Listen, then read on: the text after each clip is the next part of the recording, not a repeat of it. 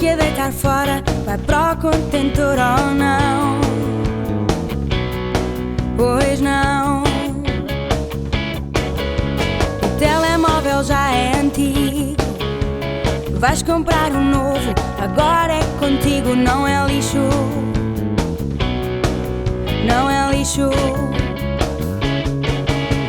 Se é elétrico tem muito para dar, faz toda a diferença, temos que aproveitar. Até o velhinho ferro de engomar é bom para reciclar.